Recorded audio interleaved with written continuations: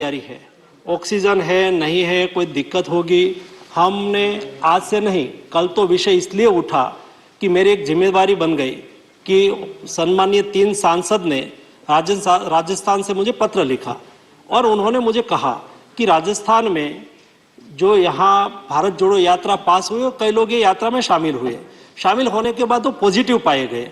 सम्मानीय मुख्यमंत्री हिमाचल भी पॉजिटिव पाए गए यात्रा में भाग लेने के बाद।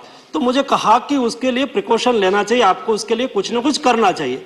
तो मेरी जिम्मेवारी थी कि मैं राज्य के मुख्यमंत्री को लिखूं और यात्रा जो कर रहे हैं ऐसे उसके कन्वीनर को भी लिखूं कि उसके ऊपर प्रिकॉशन, उसके ऊपर जरा कोविड प्रोटोकॉल का पालन करें।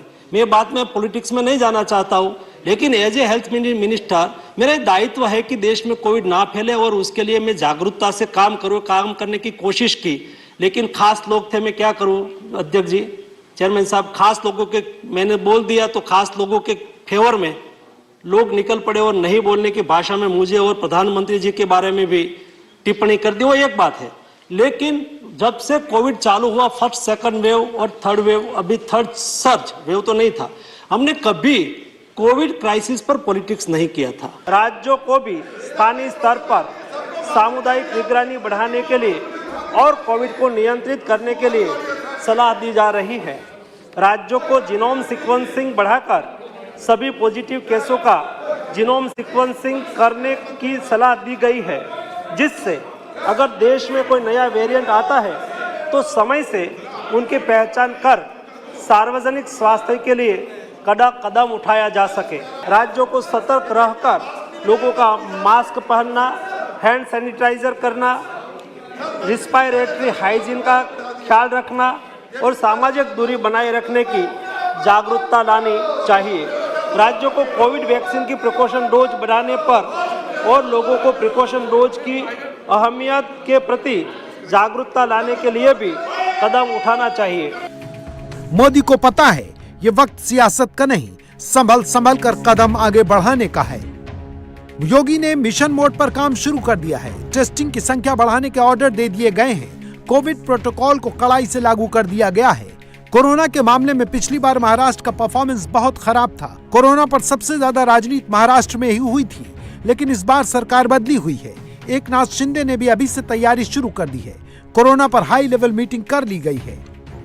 कई राज्यों ने एडवाइजरी भी जारी कर दी है। एहतियात बरतने को कह दिया गया है। कोरोना को लेकर दिल्ली सरकार भी अलर्ट मोड में है। केजरीवाल ने कह दिया है कि जो मोदी बोलेंगे उसी को फॉलो किया जाएगा। एक तो जितने केसेस आ रहे हैं भारत सरकार के डायरेक्शन के मुताबिक हम सारे केसेस की, जितने पॉजिटिव केस आते हैं सबकी जीनोम सीक्वेंसिंग कराते हैं कि वो उसमें कौन सा वेरिएंट है। हम केंद्र सरकार के उस पे निर्देश पे वेट कर रहे हैं, क्योंकि सबसे ज़्यादा नॉलेज इस टाइम और एक्सपर्टीज़ केंद्र सरकार के पास है। कितना हमें तैयारी करने की ज़रूरत है, कितनी वो, तो केंद्र सरकार जैसे जैसे आदेश देगी हम उन आदेशों का पालन करेंगे। मेरे ख्याल से उसके बारे में भी केंद्र सरकार ऑर्डर निकालेगा। जो दिल्ली का जो इंटरनेशनल एयरपोर्ट है उसके ऊपर कितनी सैंपलिंग होनी चाहिए, जो जो केंद्र कहेगा उसके हिसाब से मैन पावर और मटेरियल प्रोवाइड करना हमारी जिम्मेदारी है। दिल्ली में फर्स्ट डोज और सेकंड डोज लगभग 100% लोगों को लग चुकी है। प्रिकॉशन डोज जो है वो बहुत कम लोगों ने लगाई है, केवल 24% लोगों ने लगवाई है। मेरी हाथ जोड़ के सब लोगों से अब निवेदन है कि दिल्ली सरकार, आज ये मीटिंग में भी मैंने सबको कहा कि हमें दोबारा एक एक्सरसाइज करनी चाहिए कि घर घर जाके प्रिकॉशन डोज लगाई जाए। कोरोना के मुद्दे पर लगभग हर राज्य मोदी के साथ दिख रहा है, लेकिन मोदी विरोध की सियासत करने वाले कई चेहरे ऐसे भी हैं जो अभी भी आपस में मीटिंग कर रहे हैं। मोदी को घेरने की रणनीति ही रेडी कर रहे हैं।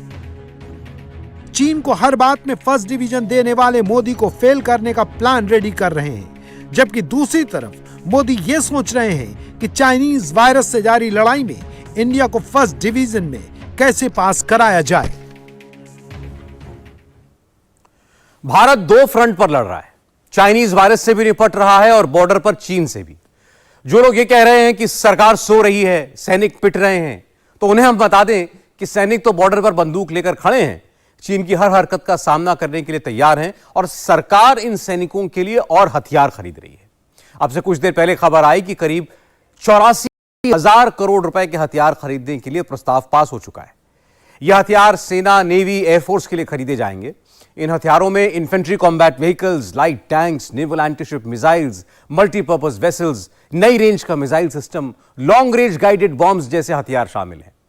और अच्छी बात यह है कि इनमें से 82,000 करोड़ रुपए के हथियार स्वदेशी ही होंगे, यानी देश के डिफेंस सेक्टर की कंपनियों से ही खरीदे जाएंगे।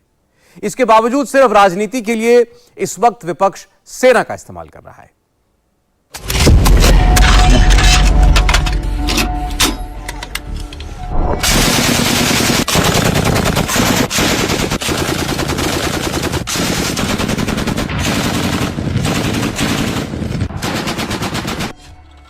भारत की तैयारियों से डरे चीन का प्रोपेगेंडा वीडियो नंबर 1।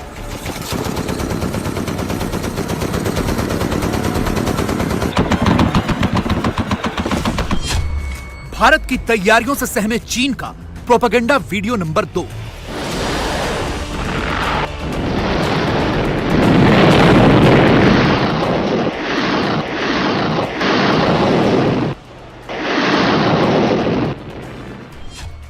चीन का प्रोपेगेंडा वीडियो नंबर 3।